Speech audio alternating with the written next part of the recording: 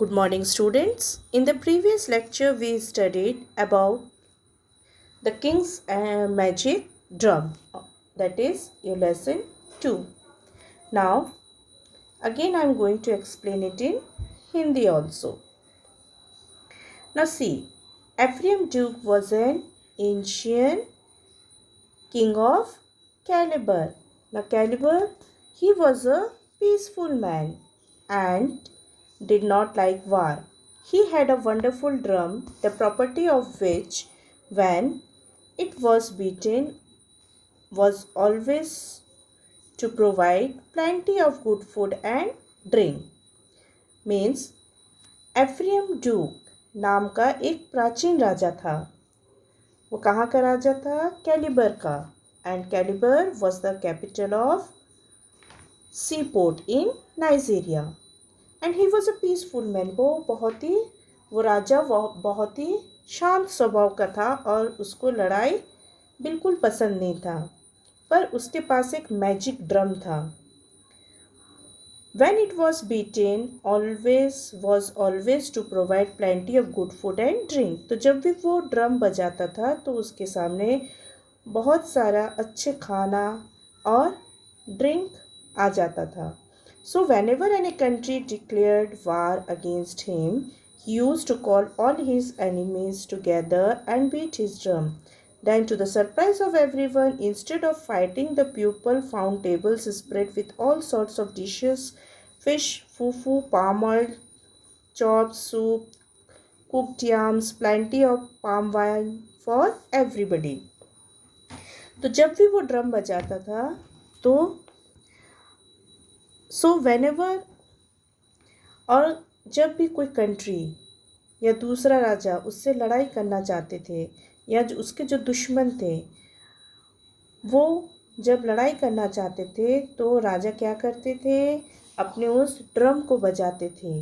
और जब वो राजा आते थे उनसे लड़ाई करने के लिए तो एफ्रेम डूक लड़ाई के बदले क्या मिलता था उनको? टेबल में ढेर सारा खाना, dishes.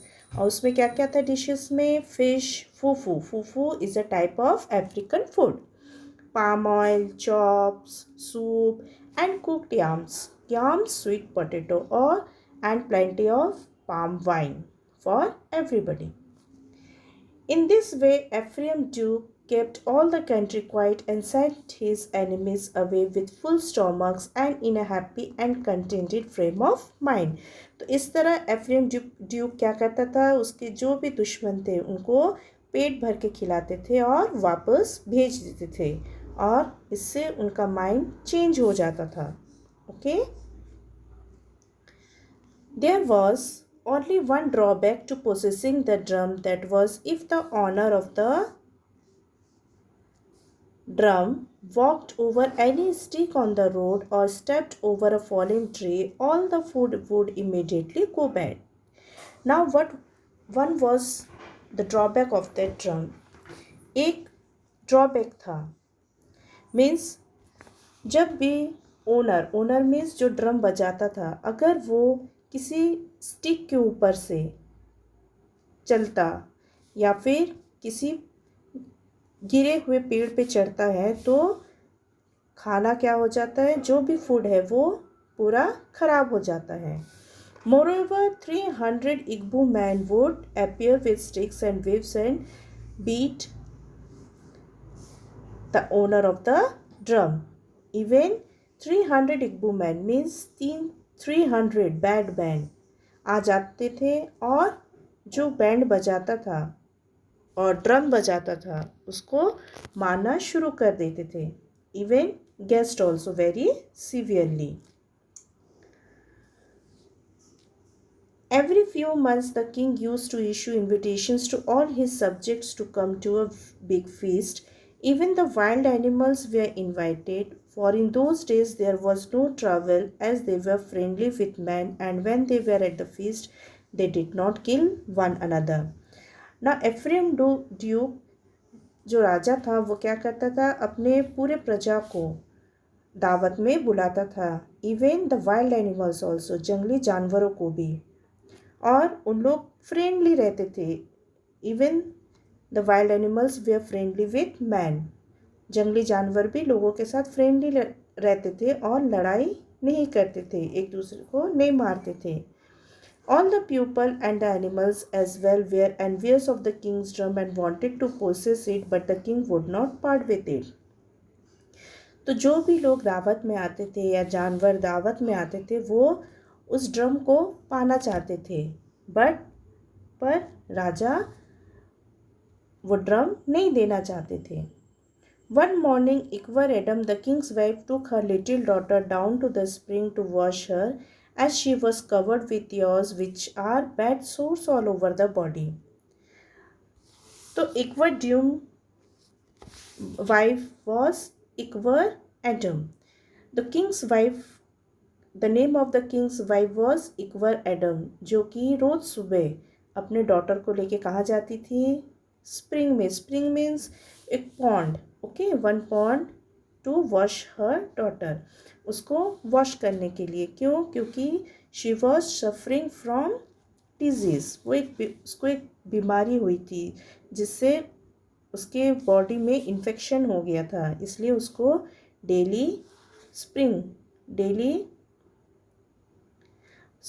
Wash her to the spring. The tortoise happened to be palm up a tree just over the spring, cut nuts for his midday meal, and while he was cutting, one of the nuts fell to the ground just in front of the child. So when the king's wife washed her daughter to the spring, जब वो अपने बेटी को, कौन? इकवर Adam, Kings wife, बेटी को wash कर रही थी, तो क्या हुआ? पेड़ से एक नट नीचे गिरा, और पेड़ में कौन था? Tortoise.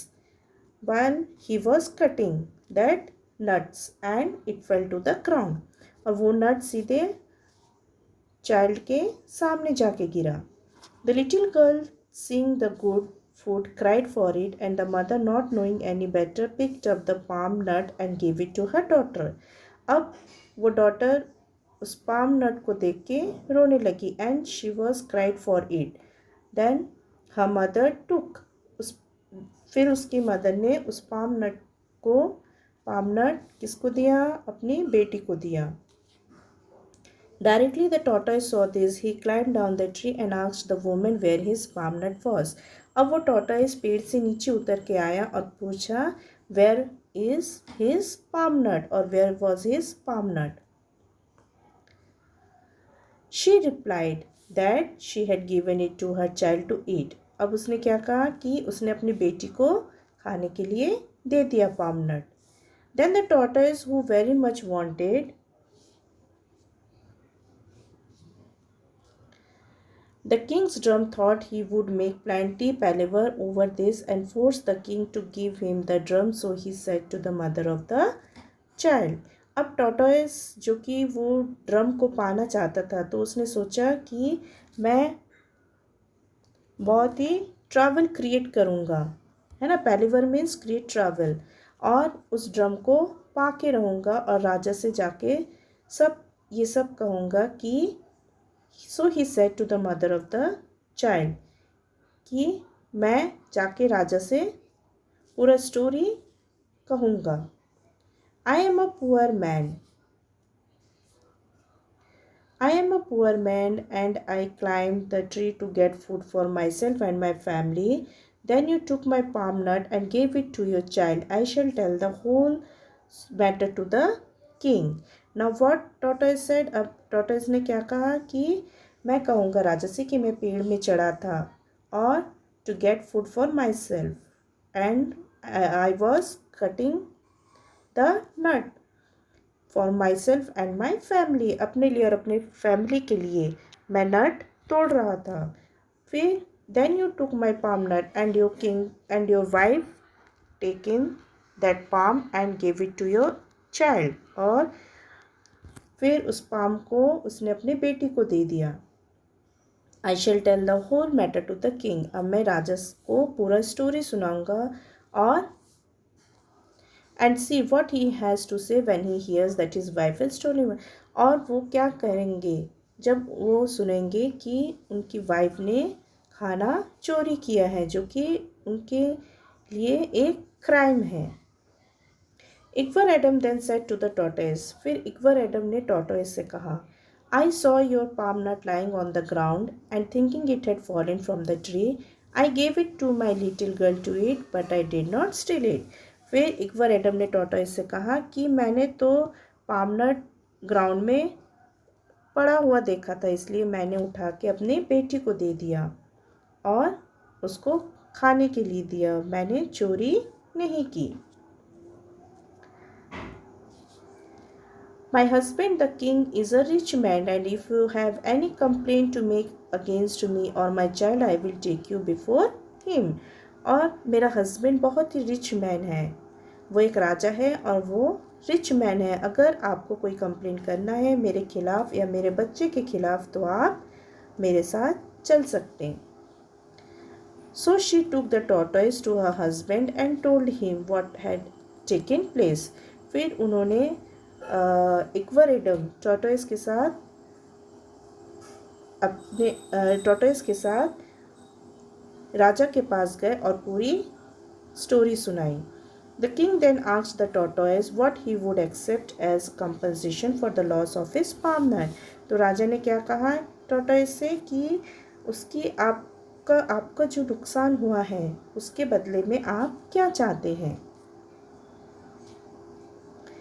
And the tortoise immediately pointed to the king's drum and said that it was the only thing he wanted. तब tortoise ने कहा कि मुझे वो ड्रम चाहिए। In order to get rid of the tortoise, the king said, very well, take the drum, but he never told the tortoise about the bad things that would happen to him if he stepped over a fallen tree or over a stick on the road. तो राजा ने क्या किया, उसने कहा ठीक है आप मेरा ड्रम ले जाइए, पर राजा ने उसको उसका ड्रॉबैक्स नहीं बताया कि अगर इसको बजाता है अगर वो स्टिक के ऊपर से चले, रोड में अगर स्टिक गिरा है उसके ऊपर से चले, या फिर रोड में अगर कहीं पे पेड़ गिरा है उसके ऊपर चढ़े, तो क्या होगा, पूरा जो फूड है whole food immediately goes bad, पूरा खाना खराब हो जाएगा और जो इग्मू मैन है वो आके पीटना शुरू कर देंगे। Okay, then the tortoise was very glad at this and carried the drum home in triumph to his wife and said I am now rich man and shall do no more work. फिर tortoise ने वो drum लेके बहुत खुशी खुशी घर वापस चला गया और सोचा कि अब मैं बहुत बड़ा आदमी बन गया हूँ, अब मुझे कोई काम नहीं करना पड़ेगा। Okay students, now we will continue the chapter.